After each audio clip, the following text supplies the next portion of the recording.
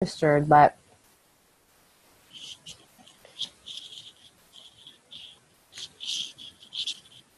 Hello and good evening. Welcome to this month's webinar, Fix Your Gut, Save Your Life. I am Dr. Ray Benedetto, here with my wife, Dr. Alison Benedetto. hello, good evening. We are partners in crime. For those of you who don't know us, we are practicing chiropractors here in Bethlehem, Pennsylvania. And tonight's presentation, we have a lot of stuff to go through.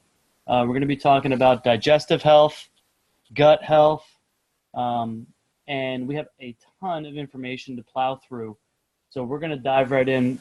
We are chiropractors. We're functional medicine doctors.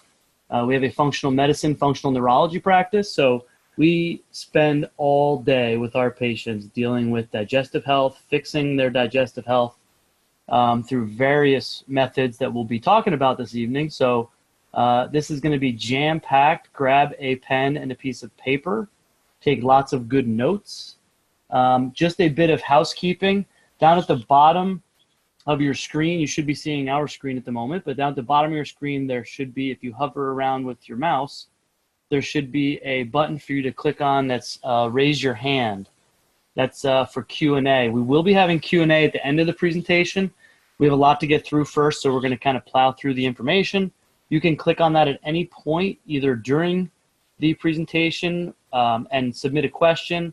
You can write down your questions if you like and submit them at the end, but we will have probably about 30 minutes or so of content and then 20 to 30 minutes or so of Q&A. There's also a chat function as well, so you can type in a question there as we're going along, and if we have the ability to answer it while we're going through, we will, but if not, we can address that at the end.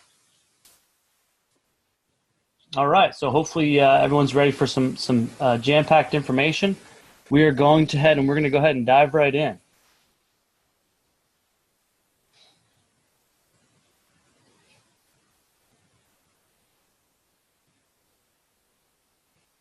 All right.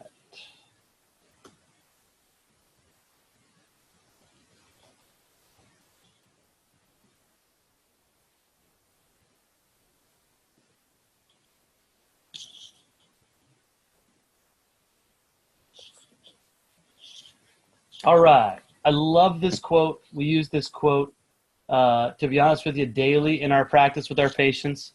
Obviously, today we're going to be talking about the gut or the gastrointestinal system. You'll hear it referred to as the gut, obviously. We all know it's the gut. We'll be using that term a lot today just for simplicity's sake and for speed.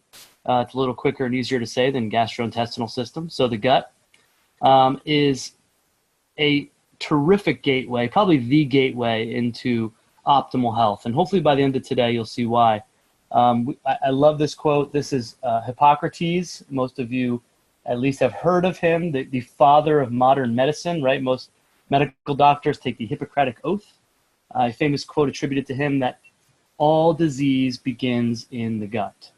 As a foundation, that's why this webinar is so important and we wanted to do it, is as a foundation of health for really all individuals, and you'll see why. We have to address digestive health. It is the digestive system is a very complex ecosystem, including many microorganisms, bacteria, yeast, fungi, protozoa, you name it. We're going to dive into all this stuff today. Some organ systems that you may not associate with proper gut health, right? Our immune system, 70 to 80% of our immune system, depending on who you listen to, is actually in our digestive system. So a large percentage of your immune system lives in your gut. Your endocrine system, your nervous system obviously controls your gut. We need to get blood to the gut through our circulatory system. The gut is very homologous with your skin, so the integumentary system, respiratory system, reproductive system, you name it. Those are all our systems, right? So they all depend on proper gut health. What does our gut do, right? Some of this stuff's pretty self-explanatory. Digestion, yeah, no kidding. Again, immune response. Most of our immune system lives there. We need to absorb nutrients, right? That sounds pretty simple, but we need to absorb nutrients. Hormones, vitamins need to be absorbed, obviously, and some production. These last two are biggies. Detox. The gut is a large detox organ. Everybody thinks of the liver, which is, yes, important, but the digestive system plays a very large role in detoxification and getting rid of toxins especially.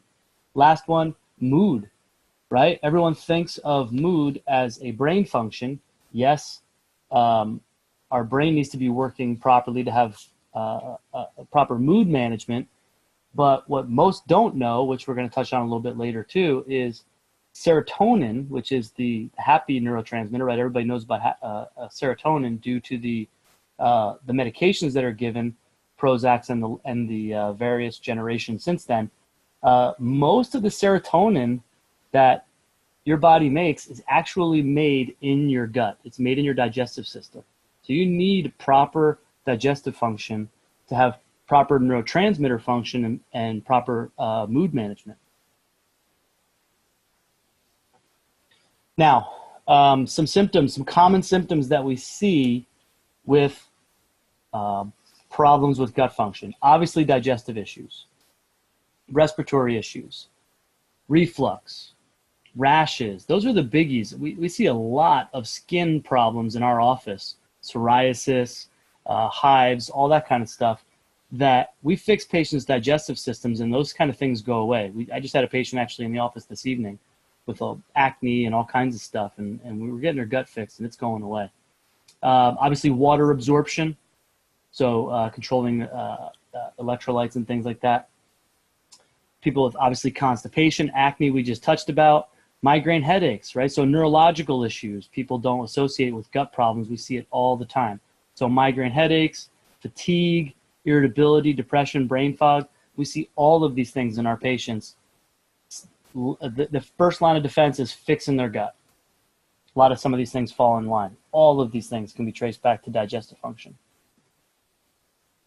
Now, what we do in our office to fix these things, and kind of the mental shift we want everyone to make tonight on this, is to stop thinking about the way conventional medicine approaches your health in general, but especially your gut health, and try and think about the things that we want to do from a functional standpoint, right? So conventional medicine is, let's look for disease. Let's look for pathology. Let's look for things that on a colonoscopy we can see and we can cut out, okay?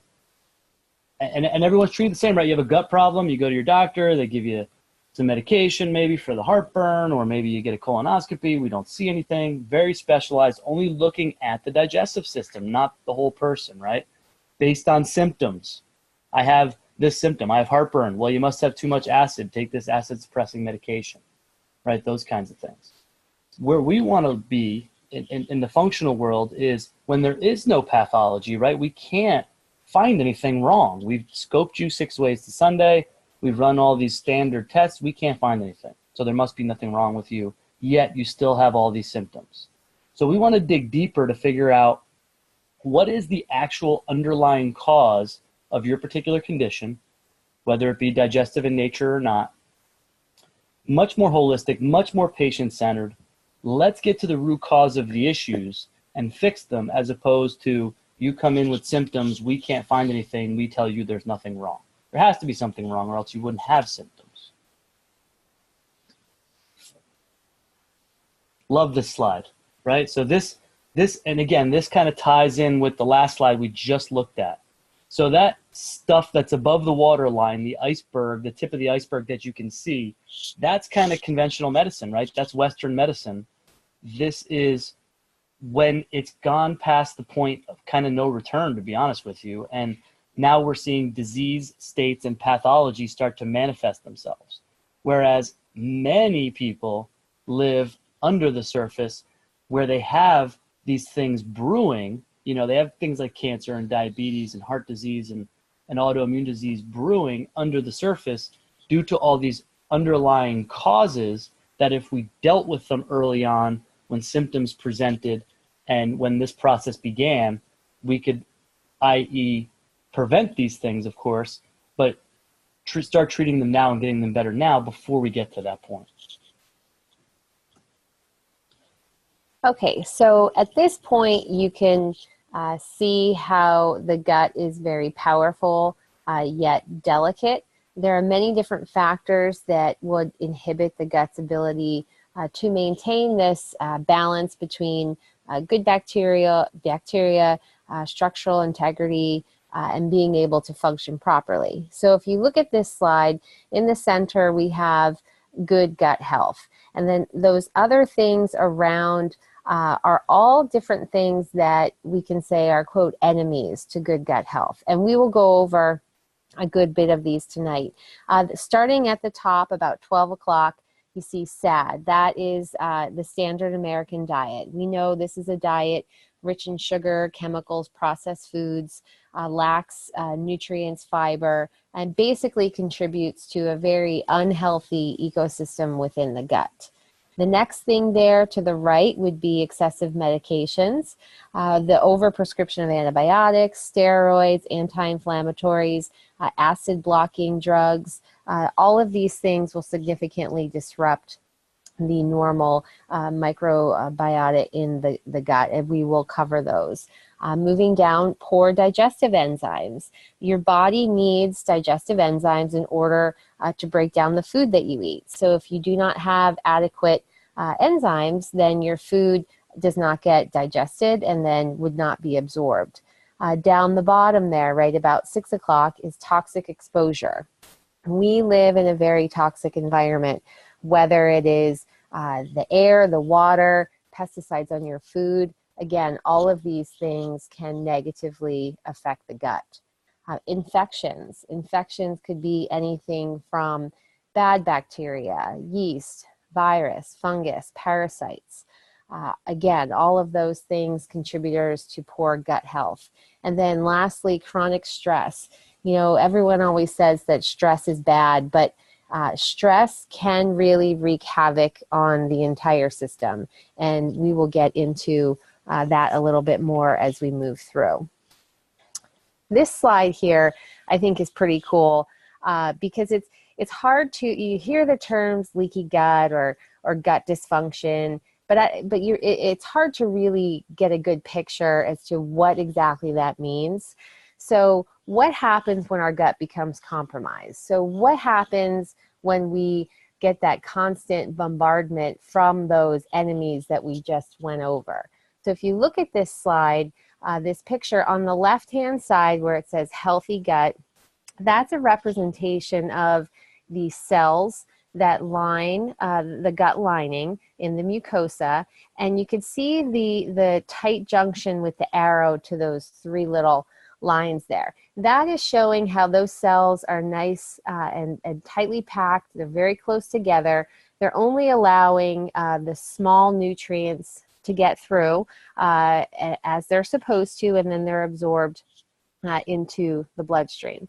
But if you look to the right here, in leaky gut, or when you have any of those issues that have compromised gut function, those tight junctions start to break down. So they're loosened, and then that allows for larger undigested food particles, possibly pathogens or bacteria, anything like that to get through, which normally would not pass through. Once that does pass through, then you start to activate your body's immune response, which it's supposed to, but then this can in turn result in inflammation, and then there are food sensitivities and so on. So we will kind of revisit this concept later on, so you can refer back to this slide, but this is a really great diagram on gut function. And just to chime in real quick again on this, look in the middle on that arrow and look at all the things that we just talked about that lead us from a healthy gut to a leaky gut, right? Antibiotics, unhealthy diet, infections, stomach acid problems, NSAIDs, which is prescription and over the counter, so your Tylenols, your Advils, all those kinds of things, stress, toxins. Just in your own brain right now, think about how many things on that list you either expose yourself to or are exposed to on a daily basis. Think about Americans in general, all of those things, right? I mean, I can rattle off, I mean, just 5 of those right there that most people come in contact with on a daily basis. And it's no wonder that a ton of people out there have digestive and gut problems, and a ton of people in this country are dealing with chronic illness as a result of this. Okay, this, we like to give you guys some research. There's tons out there, but we try to pull on some just, so you can see that there have been studies done to support what we're saying. But this one just ties in how gut inflammation leads to chronic disease. So when you have that chronic leaky gut that we had just talked about, it will lead to chronic disease further down the line. This study was done in the Journal of Nutrients in 2011, and that blue box there kind of gives you the summary of the study, which is inflammation and imbalance in the gut can lead to things like metabolic syndrome, fatty liver disease, allergies, ulcerative colitis, Crohn's disease, all of those type of chronic conditions. Okay, so if you think back to that picture of the healthy gut or gut health in the middle and the wheel of, quote, enemies surrounding it, here we're talking about the standard American diet. I think it's necessary that we revisit that here for a moment. So what is the standard American diet? Well, it's a diet that's high in sugar, sodium, animal fats, unhealthy fats, which are your saturated, hydrogenated, and processed foods. It's typically low in fiber, low in plant-based foods, fruits, good fats, lean proteins, and your complex carbohydrates. A few studies here, and if you were on our paleo webinar that we did last month, we kind of touched upon some of this stuff, and it's frightening.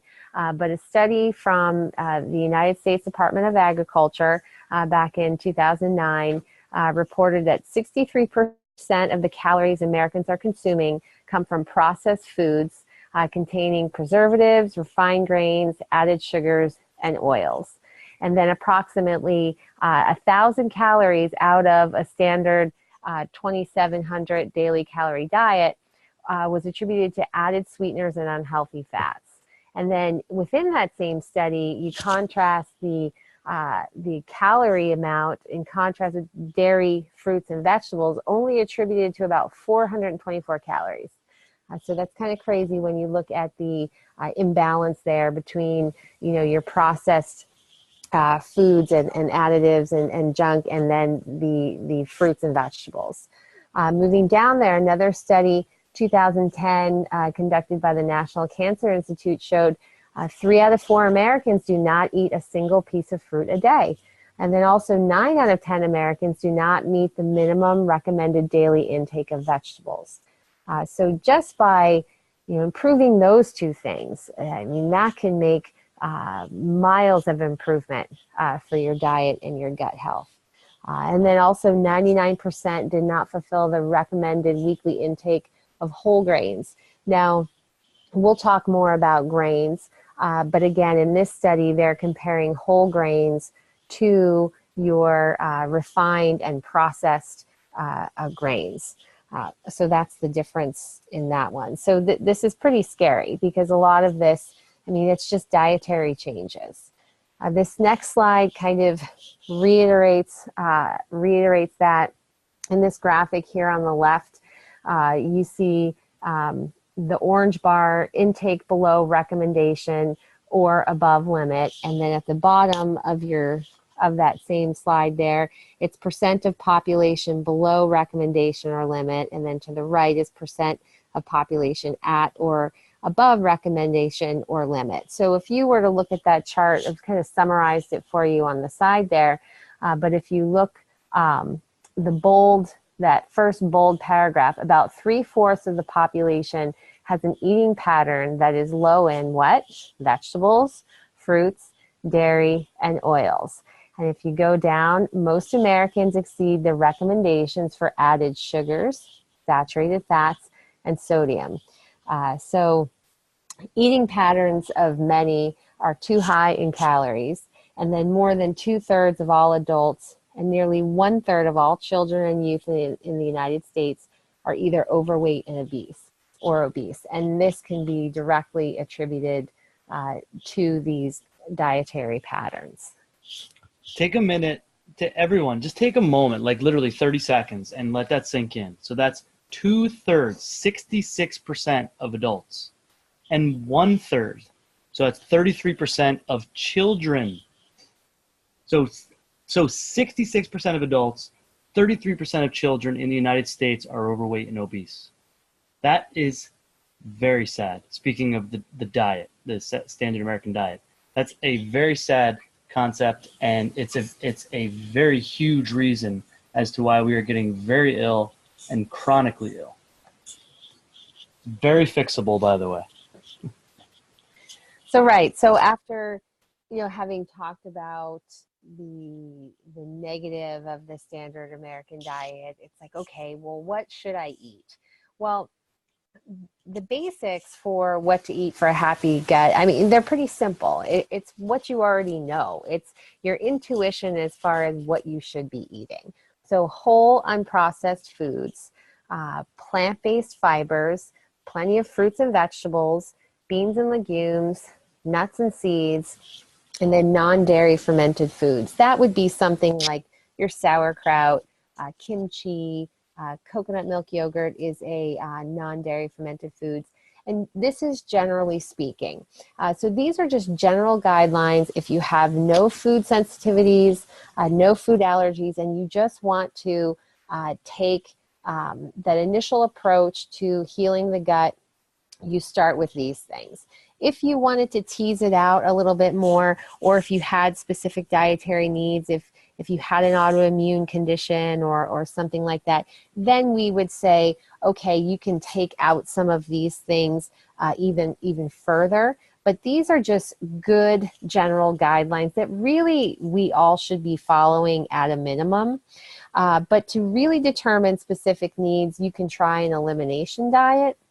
Elimination diets can be pretty powerful ways to figure out things that you might be sensitive to or that give you problems that you wouldn't know until you would remove that from your diet. And we are going to talk about more on the elimination diet right now. Okay, elimination diets. I'm sure many of you have heard of them. An elimination diet is administered in a very structured manner. We're going to go over some of the basics here today. We do these things daily in the office, but it's in a way that removes common foods that could be either inflammatory or irritants to your digestive tract, and or that you could be reacting to or have an allergy to. So what we do is we go through those, we remove a bunch of foods from the diet, and then we systematically reintroduce them. Now people think, oh gosh, elimination diet, I can't eat anything when I'm doing that. There are plenty of foods that you can have during an elimination diet, and we'll go over those as well. So some of the basics. What are some of the basic things that we remove from the diet? Okay, dairy, all forms of dairy, gluten, soy, corn, eggs. Some of this stuff is pretty self-explanatory. Refined sugars, packaged processed foods, all that kind of jazz. Peanuts, legumes, nightshade vegetables, which we'll get into some detail. Those are things like tomatoes and eggplants and peppers. Alcohol, caffeine, and all your junk oils, so your hydrogenated oils and all that kind of garbage. Obviously, some of this stuff is pretty self-explanatory, very inflammatory to the gut, but things that patients react to many times. Okay, so how do you go about doing the elimination? Well, all of the things that Dr. Ray had just said, you would basically take those out of the diet, and that period of elimination lasts 21 days, so 3 weeks. And this allows time for any of those negative food-related reactions to disappear or subside quite a bit at least. So you go through the 3 weeks of just sticking to specific foods, which we'll go to in just a moment.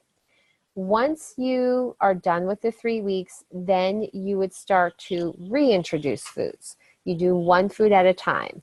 This allows us to see that when you reintroduce something, you can tell, okay, I eat it and I feel fine, or I eat it and then you have some type of reaction, and then you would know not to consume that food. So the way that you do it is you pick one food to reintroduce. You would eat that food in small quantities twice in one day. So maybe in the morning around breakfast time, and then a little bit again lunch or late in the afternoon.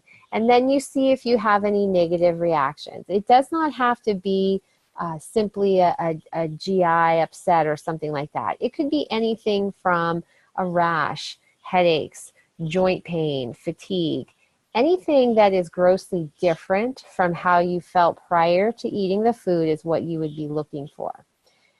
If you ate the food, had no reaction, felt completely fine, then that following day you can reintroduce another food. And then you would continue on that same process, eating the food, assessing, and then going from there.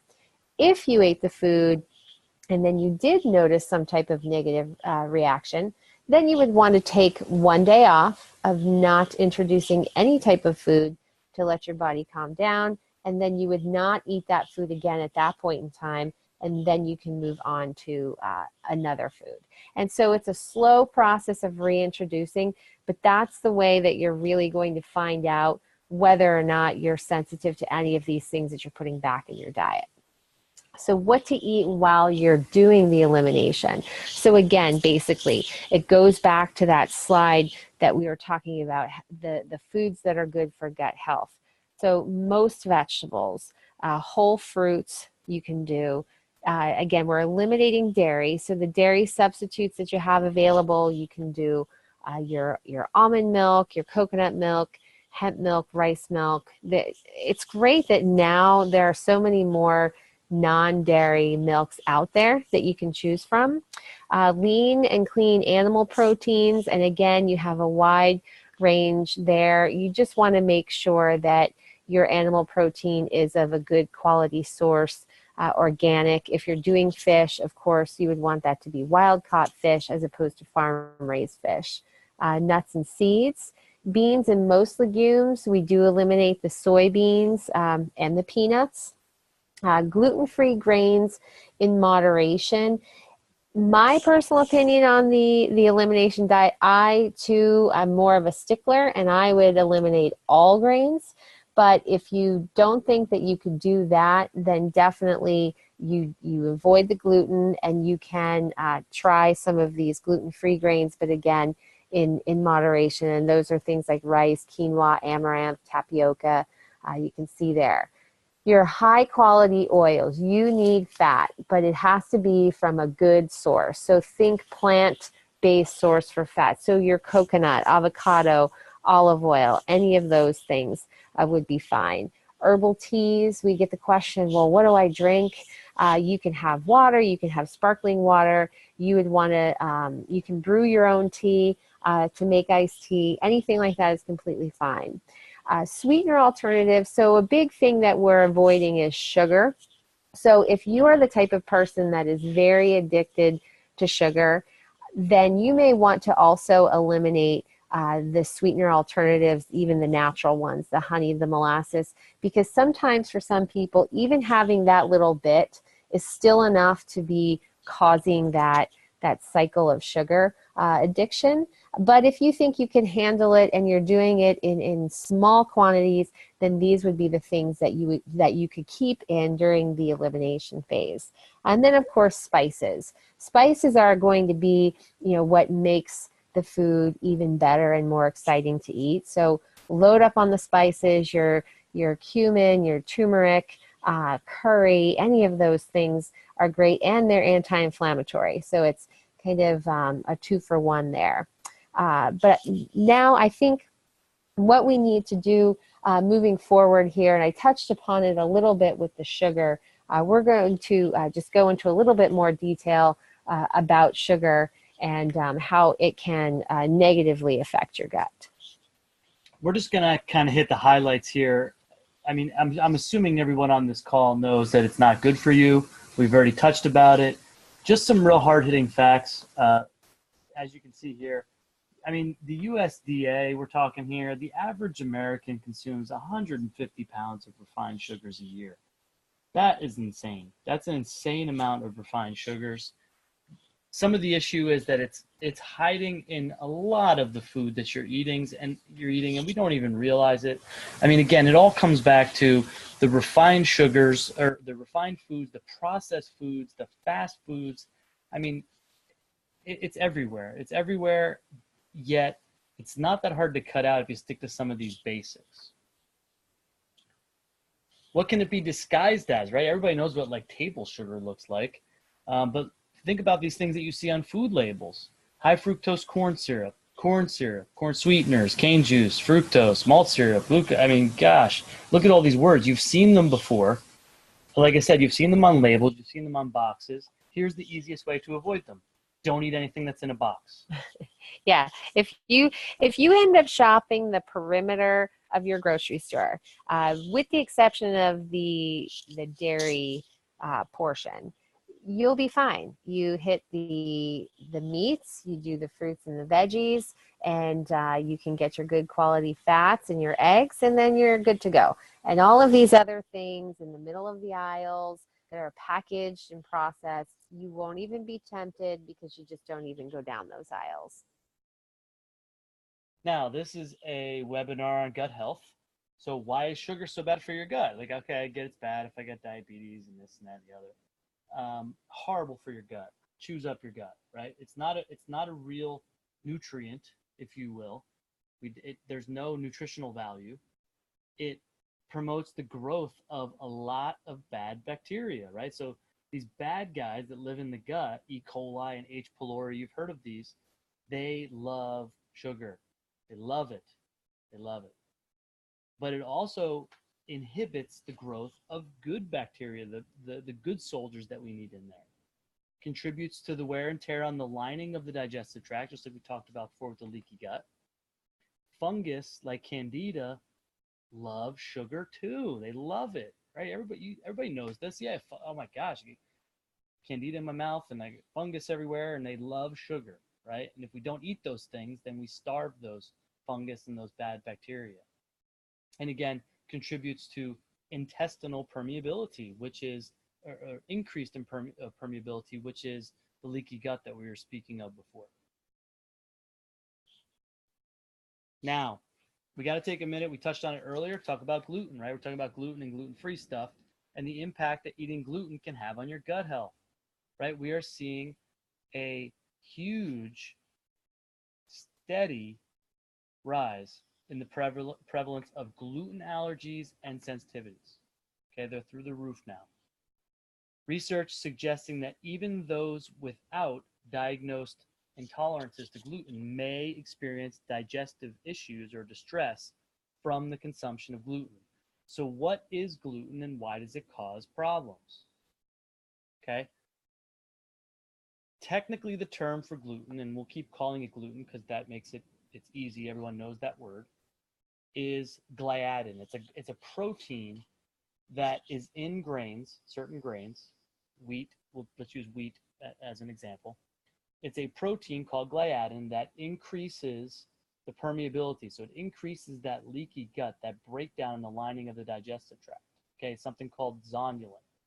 Okay, so the increase in zonulins, which is caused by gluten, increases the overall permeability in the gut, or increases the leaky gut. Okay, zonulin is the gatekeeper protein that's responsible for keeping these junctions tight. Okay, when gluten's around, zonulin says, hey, like a bouncer in a nightclub, hey, come on in, opens up the spaces between the cells, and leading to things leaky gut, like we talked about before, where stuff that's getting in is not supposed to be getting through circulation, and we're not keeping a good barrier and keeping those things out, so those larger molecules can pass through.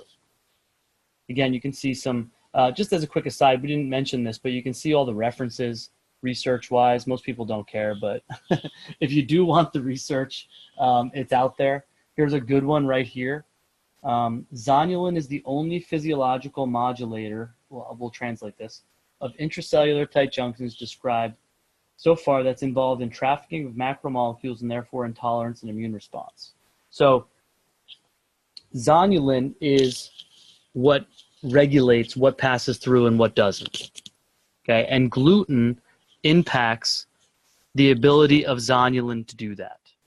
Okay, so again, how is gluten bad for your gut? We talked about leaky gut a few slides back.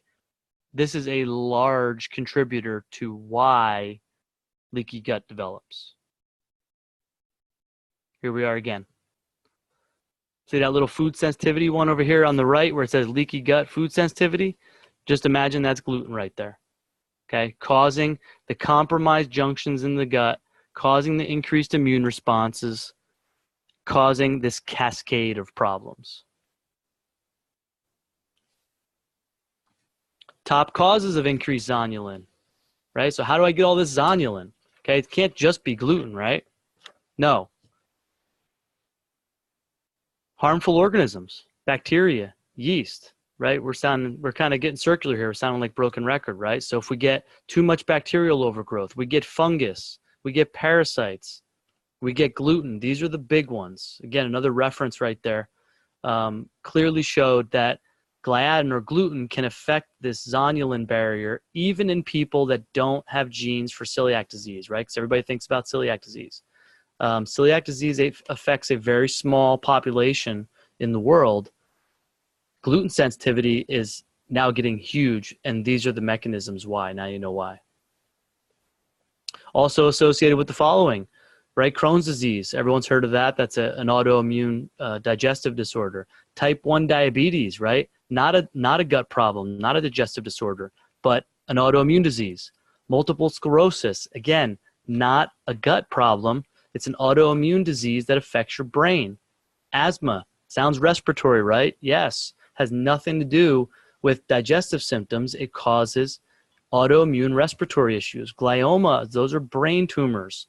Inflammatory bowel disease, of course that makes sense. But you can see a lot of these other problems exist outside of the gut, but can be caused by problems going on inside of the gut.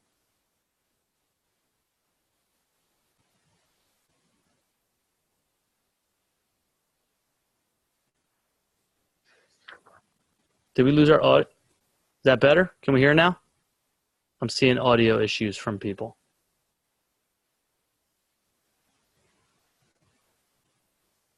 Ah, okay, we're good now. Did everybody miss this slide? Not hear me right?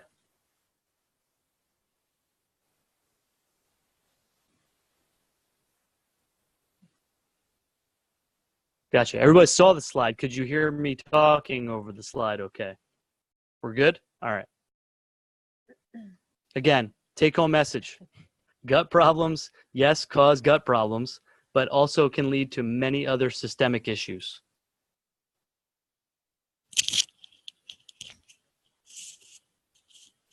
All right. So shifting gears just a little bit, we get this question a lot. Do all grains contain gluten? The answer to that is no. So gluten is found in wheat, barley, spelt, and rye. A lot of times oats get lumped into that. Oats are gluten-free, but are actually put in that category because a lot of time they're manufactured, processed in the same area where those gluten-containing grains are. So that's why they get lumped into the gluten category. So if you were to buy oats, you definitely want to make sure that it says gluten-free on the label if you were to buy oats. If you look to the right there, the gluten-free grains, so those that are free of gluten, are things like amaranth, buckwheat, teff, millet, quinoa, your rices, sorghum. All of those things are gluten-free. And again, I had mentioned this before. When you are healing the gut, I feel that if you can go that extra mile, eliminating all grains is best at first, and then you can slowly reintroduce some of these gluten-free grains, because sometimes your body will look at these even though they are gluten-free grains, but if you eat them and you do have a sensitivity to gluten, or you do have that leaky gut, your body will look at these and kind of confuse them with that gliadin protein, and then therefore it starts that whole cascade over again. So my recommendation would be to avoid these as well while you're trying to heal the gut. And another reason for that is, take rice, for example. Rice contains something called phytic acid. Phytic acid, it's naturally occurring in the grain rice, but it's difficult for your body to break down and digest, which can then lead to inflammation within the digestive tract. Phytic acid also affects absorption of key minerals such as magnesium or calcium or zinc, and it makes your digestive enzymes less efficient, which again, we need those digestive enzymes, and then this can cause overall digestive distress. One little kind of clinical pearl that you could start tomorrow, if you do buy any of these grains or nuts and seeds, soaking the nuts and seeds and actually sprouting your grains can help remove some of this phytic acid, this protective covering for the grain, and then that makes them more digestible, of course, in moderation. So that's something that you may employ to help minimize that effect of that phytic acid with some of those grains. Okay, let's touch on this subject here. We love talking about diet. We love talking about what foods to eat, what not foods to eat. But the reality of it is there are other factors, right? And one of the huge factors is the amount of prescription medications that Americans take. Okay, you can see that. You can see the statistics right there. CDC. In the last 3 days, almost 50% of Americans have taken at least one prescription drug. 21%, right? That's a big number. That's 1/5 of all Americans have taken 3 or more prescription drugs. These, most of them, are not very good for your digestive tract, right? Some that have been proven to disrupt bacterial balance in the gut, which is going to lead to all those other problems we're talking about, right? This is a large percentage of drugs that are prescribed. Think about how many people take a non-steroidal anti-inflammatory drug on a daily basis. We're talking over-the-counter stuff. We're talking Tylenol. We're talking ibuprofen, right? Think of how many of those are taken on a daily basis and what that's doing to our digestive systems. Okay, steroids, antibiotics, right? I mean, everyone talks about like the killer bugs with all the overprescription of antibiotics, but what is it doing to people's guts, right? How many people are on birth control pills? How many people are on antidepressants? Lots of people, right? And in most cases, we change our lifestyle, the things that we're talking about tonight, and we don't need these medications anymore, and we can get people fixed, and we can fix their guts, and we can get them healthy. Another one, medication, right? Significant impact of proton pump inhibitors. What are these? These are Prilosec, Nexium. These are all the anti-acid medications. Significant impact on the gut microbiome, which is the environment within the gut, right? Caution, don't take them too much, right? Investigate the clinical consequences, right? We're always trying. This is a study from Cornell University, right? This is a good institution. You know, they're doing good research, right? We're talking about international research, King's College of London. It's where all this stuff is from. We do everything we can to get our patients off of these things because they're no good. They're no good for the gut. We need healthy acid levels in our stomach, in our gut. Another one, antibiotics in infancy, right? Now, this one's even just talking about, we're not even talking about, we're talking, I mean, look at this study. Antibiotics in infancy, so antibiotics in young kids with childhood obesity, right? Who would think, oh, wow, if I take antibiotics as a child or a baby a lot, over prescription of those things, it's going to lead to obesity, right? This study, repeated exposure to broad spectrum antibiotics for the first 2 years of life associated with early childhood obesity because of what it does to the digestive system.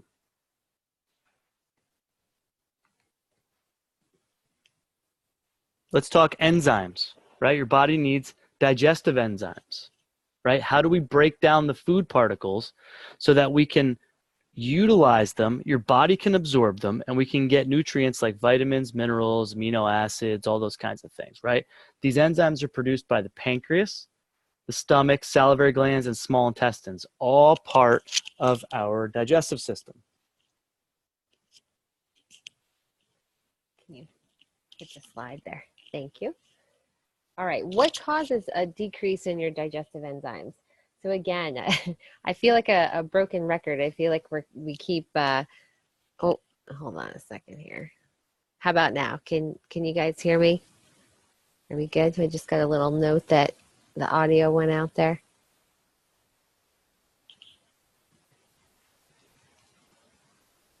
Okay, I think we're back on. You gotta love technology, right? So if that continues to happen, just put your hand up or put a little chat in there so we can make sure you can hear us. So, all right, moving on here.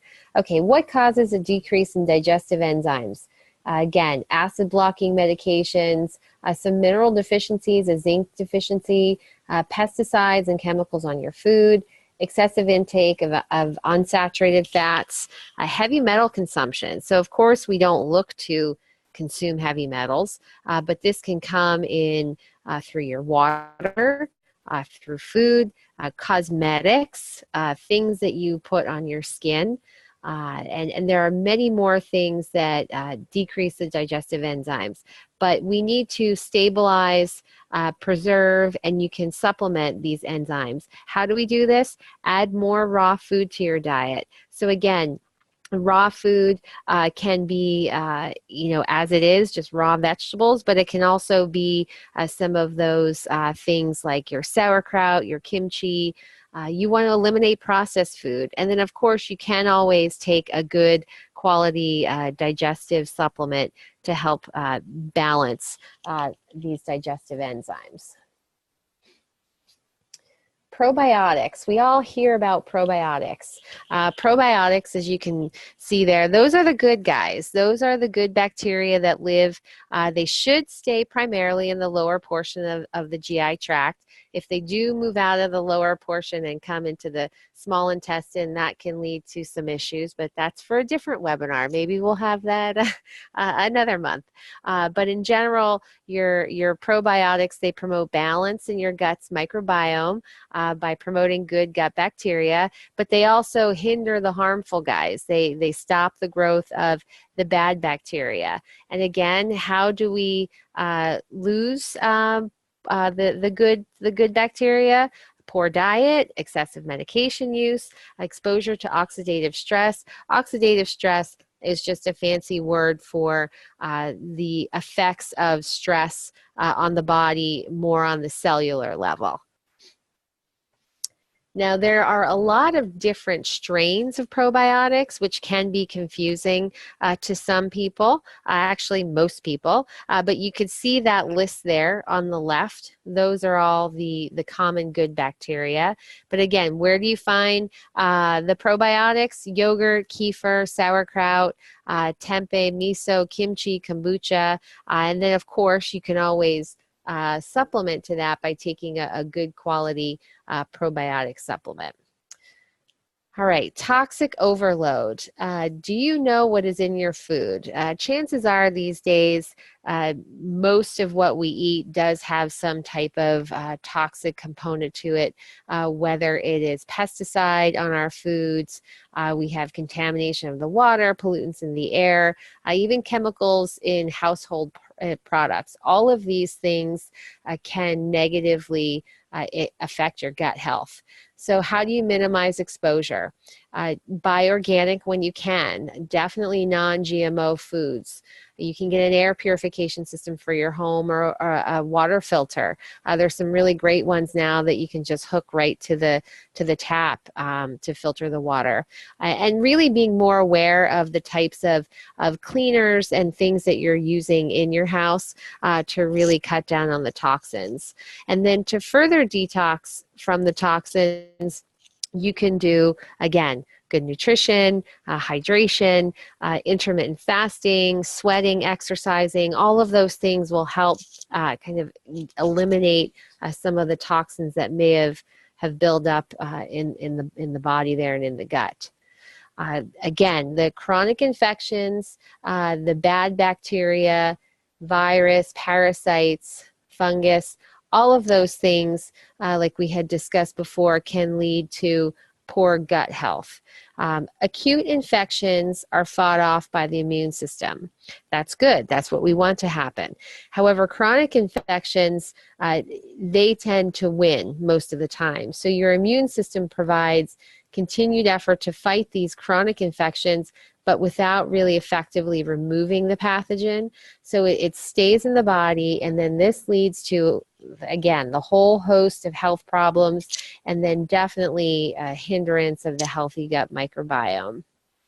Unfortunately, many of conventional methods of handling infections also compromise gut health, as we already saw with over prescription of antibiotics. So alternatively, it's best to work to understand what infections you have, what bacteria you have, and then obviously treat them appropriately. And here's our good friend, Mr. Stress, and what it does to the gut. This should be a relatively quick slide. I think everybody knows what stress does to their digestive system.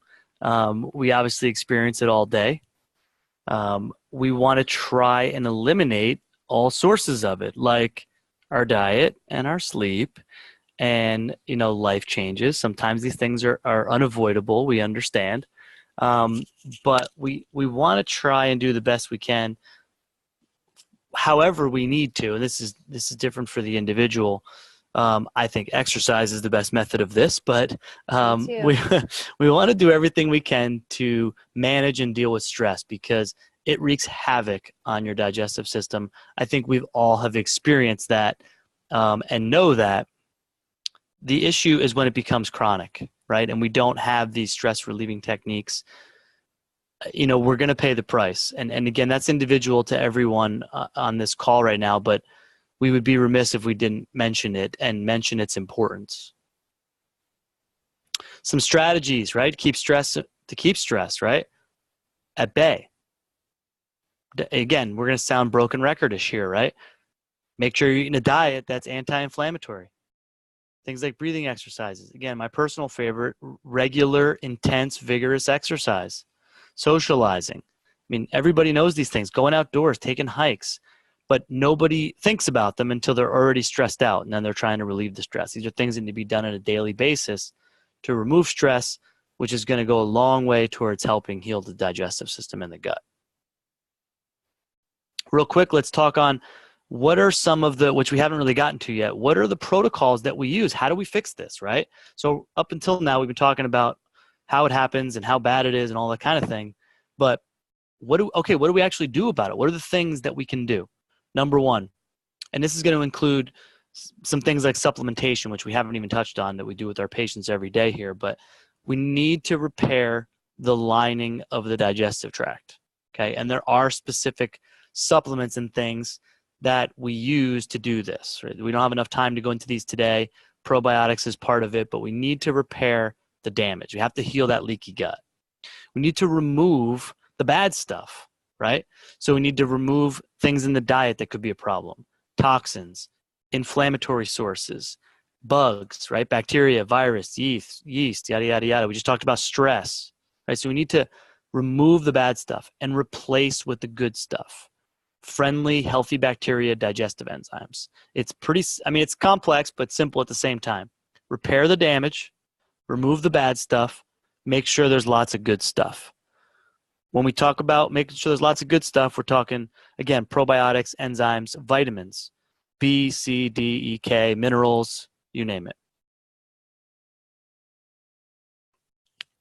I hope we've hammered home the fact that you have to have a healthy digestive system to have health in general, to have a healthy life.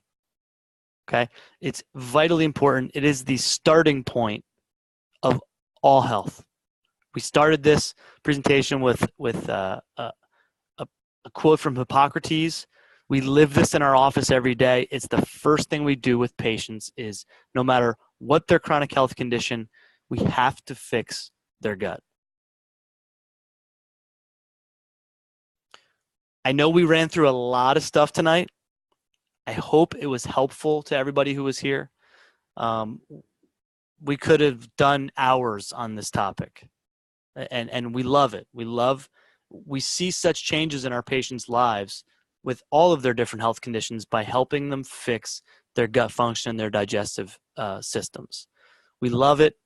Here's our contact information. We're going to go ahead and dive right in. There's our phone number, email. Write it down. If you want these, we'll repost this this presentation, but there's our email. If you want any of this information, any of the slides or the whole presentation, just let us know. You can send us an email or call us there. We're going to go ahead and just kind of scroll through some of the Q&A that we've received throughout the presentation, and we'll start kind of hitting the questions one by one. If you have time, we'll stay as long as you like. Sorry, we probably ran a little longer than we wanted to, but we had a lot of valuable info, and hopefully everyone gained a lot from being here tonight. We're going to start running through some of the quick questions to see what we have to answer here. Let me just go ahead and scroll back. Okay, we have a question about UTIs. Okay, so I'm guessing that the question is,